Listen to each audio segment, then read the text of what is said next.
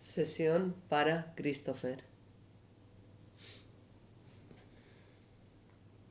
He Bienvenido. tenido muchas vidas que son muy interesantes, que son, creo que realmente edificantes,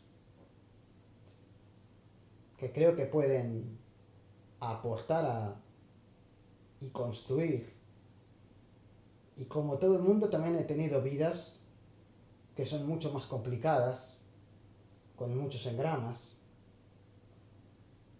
más habituales.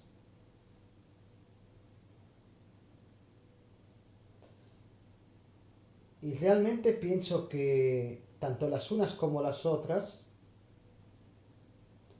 sirven para construir, sirven para aprender. Y realmente pienso que si todo el mundo tuviera una tendencia positiva de aprendizaje respecto a los episodios negativos de la vida, de las vidas en plural, el aprendizaje de esta sería muchísimo mayor. Si al final nos paramos a analizar en frío a Eon, y si hay que pararse a analizar a Eon hay que hacerlo en frío, no cabe la menor duda de ello, yo por lo menos no la tengo, creo que hay que verlo como que todo lo negativo que existe en su creación no existe para dañar, existe para crecer, para hacernos crecer. Y concretamente creo que si se ve así, lo doloroso duele un poco menos.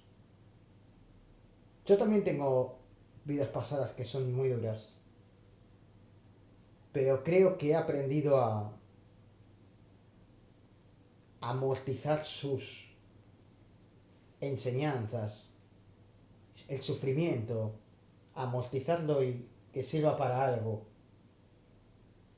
Y creo que esa es la lectura que se tiene que hacer.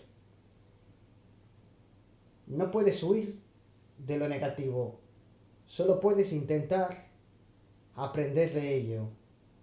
Tal vez así lo negativo duela un poquito menos y de no ser así, por lo menos te enseñará algo.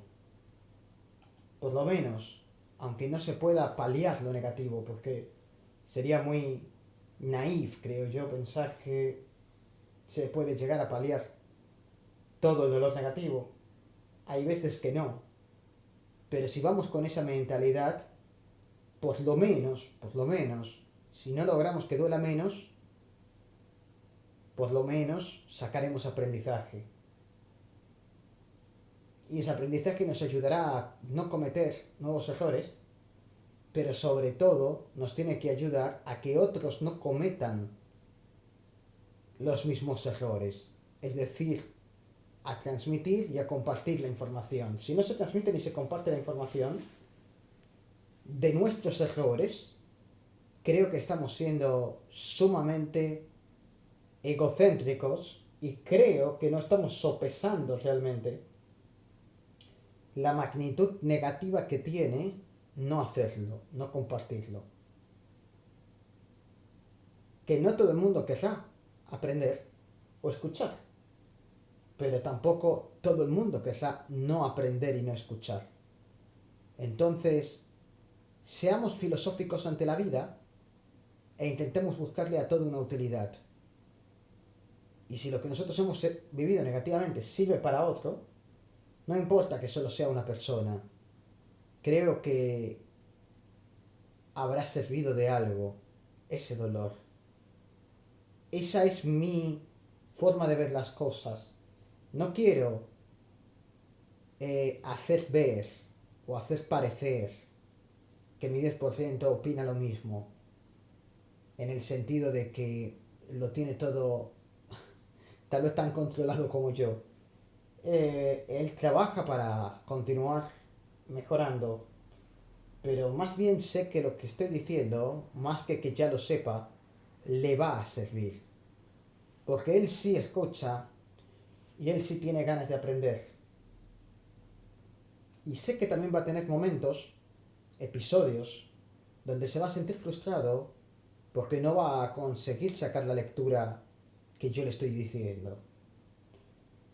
Pero eso también es parte del recorrido de la vida, esa frustración, ese no me sale lo que tengo aprendido.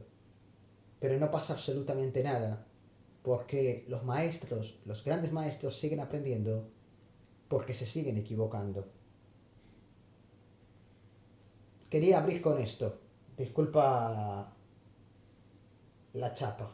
No, no, está perfecto. La enseñanza que terminas de dar va a servir a todo el mundo que escuche la sesión. O sea que está muy bien. Gracias por ello. Bueno, pues que la escuche mucha gente y así alcanzamos mayor utilidad. Sí. Eh, a tu 10% le gustaría que pudiese relatar alguna vida donde descubriste el tema espiritual. Vale, vale, vale, vale, está bien. Está bien. Lo que voy a contar es una vida en otra galaxia. Ujú. Una ¿Dónde gal- fue? Tampoco es la galaxia de Andrómeda, es otra galaxia. Eh, no importa cómo la vayas a llamar, porque desde ya que los astrónomos vuestros no la conocen, y el nombre que nosotros le pusiéramos a una galaxia no es que tenga mucha importancia, porque después de la galaxia va el sistema solar, después va el planeta, y así no pararíamos de poner nombres. Sí. Entonces es estúpido decirte todos los nombres. Si quieres llamarla de alguna manera, nosotros la llamábamos la galaxia Yaoral, pero que como digo, no tiene relevancia. Ujú. Es un nombre muy, muy, muy local, donde únicamente se hablaba con ese nombre en un pequeñísimo mundo de toda la galaxia. Imagínate lo pequeño que es eso y las pocas personas en general que utilizan por lo tanto ese nombre. Lo que importa es cómo la mencionaréis vosotros, pero por ahora no hay ningún registro. Vale. Eh, ¿Cómo era ese mundo? el mundo que nosotros llamábamos de una manera completamente distinta a la galaxia, lógicamente, nosotros la llamábamos Cyberex 3. Cyberex 3. Cyberex 3. Era un mundo, para que te hagas una idea, quiero introducirlo de este modo para que lo entiendas. Cuando vosotros habláis de descubrir el tema espiritual o de, no sé, de conocer el tema espiritual, yo preguntaría, ¿qué quiere decir conocer? ¿Y qué quiere decir descubrir? Porque son términos muy ambiguos. Quiero decir con esto, ¿vosotros lo conocéis o lo habéis descubierto? Em, yo diría que no. Yo diría que no. En vuestro mundo, lo que existe sobre el universo espiritual, y lo voy a intentar explicar muy claro, porque me gustaría que esto lo escuche cuanta más gente mejor, y creo que también puede ser de utilidad. Cuando vosotros decís, qué suerte tenemos algunos que conocemos el mundo espiritual como es, yo preguntaría, ¿por qué lo conocéis? Por la mediunidad. La mediunidad no es una ciencia exacta, es una ciencia confusa. ¿Puede llegar a ser una ciencia exacta? Nunca. Pero puede llegar a ser mucho más exacta que en vuestro mundo. En vuestro mundo es muy confusa, porque no existe ningún tipo de acreditación académica, lo cual directamente genera que cualquiera pueda decir que canaliza sin hacerlo, o cualquiera puede decir que canaliza bien canalizando mal. Por lo tanto, no hay nada que sea serio al respecto. Sí, Entonces, podéis decir eso es un problema. que si bien la mediunidad en vuestro mundo no es la mediunidad soñada, vamos a decirlo así, una mediunidad más o menos concertada, más o menos académica, más o menos estudiada, sí se puede decir que el conocimiento que tenéis sobre el universo espiritual y angélico es altísimo, porque tenéis un conocimiento, algunos, muy pocos en el mundo, Pero esos pocos tienen un conocimiento total y absoluto del universo espiritual y angélico, con una precisión milimétrica. Milimétrica. Pero claro, la palabra descubrir le queda grande. Porque no podéis demostrarlo. Ni lo vais a poder demostrar nunca. Nunca es nunca. No va a haber modo en que vosotros podáis demostrarlo. Entonces, estos grupos se disolverán, las personas que lo descubrieron morirán, y tal vez estas enseñanzas, en lugar de perdurar, morirán también. Y a lo mejor, dentro de 100 años, no hay nadie que sepa de nuevo cómo era el universo espiritual y angélico. Nadie. Y todo el mundo sigue especulando con cosas que no son. Y tal vez ese conocimiento no se vuelva a dar más en vuestro mundo ya. Por los siglos de los siglos y la historia. Imagínate que puede darse eso. Salvo que logréis, lógicamente, expandir. No hay otra manera. Por eso es tan importante que la gente contribuya al mensaje, porque de otra manera, si no se contribuye a expandirlo, a mí no me extrañaría que en 100 años no quede ni rastro, sí, quedarán rastros en la internet, que nadie tiene por qué consumir, porque puede haber miles y millones de páginas web donde hablan de cosas. Entonces, se pierda dentro de 100 años, que no quede nadie que sepa cómo es. Entonces, bueno, por eso es importante expandirse. Cuanto más grande sea la gente, cuanto más número de gente conozca esto, más difícil va a ser que se pierda. Ujú.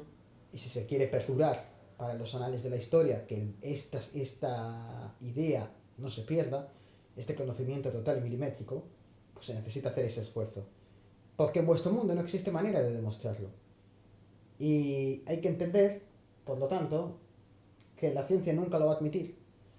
Que no importa lo que digáis, que todo lo que digáis va a ser descreído por organismos científicos. Todo, no importa el que, por más cierto que sea, todo. Por más que incluso lo demostréis, digamos, con pruebas de que se acertó algo, siempre van a lanzar azar, un reloj siempre da dos veces, un reloj estropeado siempre va a dar 2 veces la hora bien, etcétera, etcétera, etcétera. Entonces, no vais a lograr nada, de ninguna manera. Por lo tanto, descubrir. ¿Qué palabra le podemos utilizar? Hay muchos mundos donde se ha llegado a acercar mucho la información, pero ¿de qué sirve? Igual lo conocen 4 personas que están trabajando para un gobierno y que tienen impedimentos total de expresarlo fuera. Y le saben 4. Entonces, eh, no sé si me explico. No tiene ningún tipo de continuidad. Y para mí no tiene ningún tipo de mérito. Es decir, que no tiene sentido que a mí me digan, me pregunten en una sesión espiritual que puedo comunicarme una vez cada 1000 años y cuéntame una vida donde tú has... ¿Y qué quieres que te cuente? ¿Quieres que te cuente aquella en la que se teorizó, en la que se acercó, pero en la que nadie nos hizo caso? Nos tomaron como locos, no se pudo demostrar y nos dijeron tú estás loco hasta que demuestres lo contrario, y como no fuimos capaces de demostrar lo contrario, nos quedamos como locos. Pues tampoco veo yo que tenga tanta utilidad. Entonces, teorizando así, a mí me gustaría ir a este mundo donde directamente se llegó a demostrar la existencia del mundo espiritual. Ahí sí, se logró demostrar mediante fórmulas matemáticas, mediante una matemática muy avanzada, e incluso mediante sensores y detectores que se crearon, que hicieron contacto con el universo suprafísico. Entonces, de alguna manera se pudo constatar todo. Y entonces, de alguna manera, sí era científico. Era científico y formó parte de la ciencia de ese mundo. En Cyberex era parte de la ciencia de ese mundo. Sí. Tanto es así que había escuelas formativas donde se formaba medium y donde se estudiaba. El mundo espiritual se estudiaba como una materia más en las escuelas. Digamos que era una materia completamente más. Y los mediums cuando se querían formar tenían la obligación de tener que escoger un camino. Es decir, no existía el medium para todo, como es este medium que me canaliza, ¿no? Le llamo medium para todo porque no hay especialistas y por lo tanto Mm, tiene que hacerlo él todo. sí. Pero realmente, cuando yo hablo de mediums especialistas me refiero, había mediums que se dedicaban a prototipos, y esto no es broma, esto no es ciencia ficción, a prototipos de tecnología muy avanzada, y ellos desvelaban todo, y después se trabajaba con un equipo de científicos para replicarlo. Esto se daba siempre, es decir, en todos los casos los mediums estaban obligados a participar dentro, de acuerdo a una dinámica de trabajo, dentro de un equipo, junto a la ciencia, y replicaban cosas. Pero por lo tanto tenían que formarse en eso. Ujú. Por ejemplo, había mediums que estudiaban ingeniería y se formaban en ingeniería. Es decir, tenían que estudiar todo lo relacionado con la ingeniería y ser precisos en ingeniería para después lograr traducir todo con detalle milimétrico. Ujú. Y así con todo, había mediums hacia el campo de la medicina y hacia todos los campos, pero eran mediums médicos y eran mediums formados en sus distintos campos, por lo que llevaba un buen montón de, de años prepararse, incluso mediums policías, pero de esta manera se consiguió aunar ciencia y espiritualidad completamente, se amigaron completamente de la mano. Y eso es la grandeza de ese mundo que yo estoy hablando. Yo pude ir a una de estas escuelas, pude aprender mucho, pude formarme específicamente en algo, pude formarme específicamente en algo y pude ser medium en esa vida. ¿En qué rama te especificas? Específicamente me formé en astrofísica. Ujú. Astrofísica. Entonces comencé a estudiar todo lo que tiene que ver con la física de los astros y canalizaba, ayudaba en nuevos tipos de telescopios, en nuevos tipos de satélite, pero no tanto hacia esa rama, aunque contribuí, no tanto hacia esa rama que seguramente va más lanzando hacia la ingeniería, sino más hacia los cuerpos celestes. eh, Hablaba de los distintos mundos que había y de alguna manera después la ciencia intentaba acercarse a ellos, intentaba acercarse a... Digamos que lo que hacía concretamente era que un astrónomo identificaba un mundo y entonces mediante la mediunidad comunicábamos si tenía vida, si no albergaba vida, cómo estaba compuesta su atmósfera, etcétera, etcétera, etcétera. Y después esto se estudiaba Ujú. y poco a poco se iba acercando a los distintos mundos que se iban descubriendo y observando. Gracias a ingenieros muy preparados, médicos ingenieros, con telescopios mucho más avanzados que los vuestros, capaces de identificar a mucha mayor distancia con mucha mayor precisión. Y esa es toda la historia. Esa es toda la historia. Em, el tema de la astrofísica es un tema que me ha apasionado en muchas vidas. Es un tema que me ha apasionado en muchas vidas.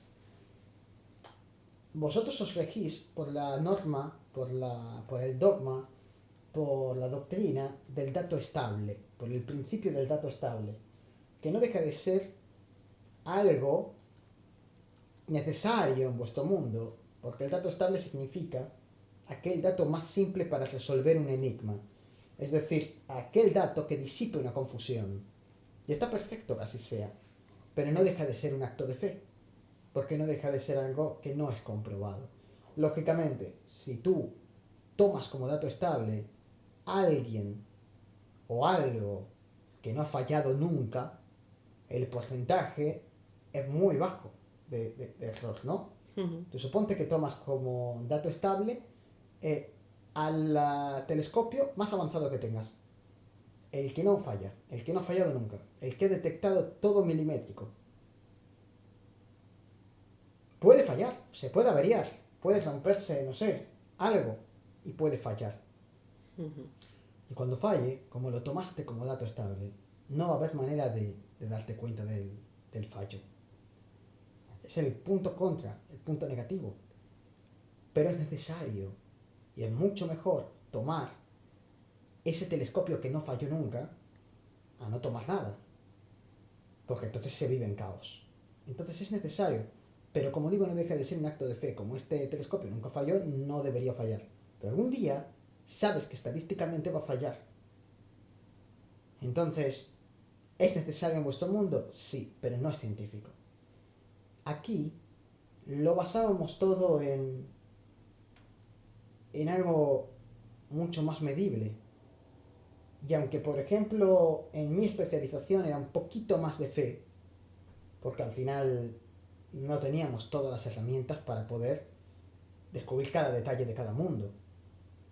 Pero bueno, sirvió como un trampolín para que el interés fuera creciendo en salir de nuestro mundo.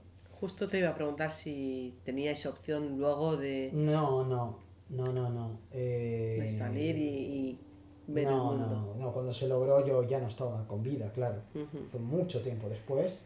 Y bueno, de ahí que se fueron comprobando muchas de las cosas que yo canalicé y muchas otras estuvieron mal canalizadas. Ujú. Por eso también es muy importante relativizar la medibilidad. La medibilidad no es una ciencia exacta. Y aunque tú pongas a la persona más preparada del mundo a hacer, no sé, tortillas de patata, va a haber alguna tortilla de patata que la va a hacer mal. Claro. Entonces, tienes que hacer una máquina para hacer tortillas de patatas que se equivocan menos. Pero la máquina también se puede averiar. Entonces no existe la mediunidad como ciencia exacta. Yo cometí varios errores que después se descubrieron. Pero bueno, cuando tú ya estás trabajando como ciencia, el error se asume como parte de la ciencia, como Ujú. parte del aprendizaje.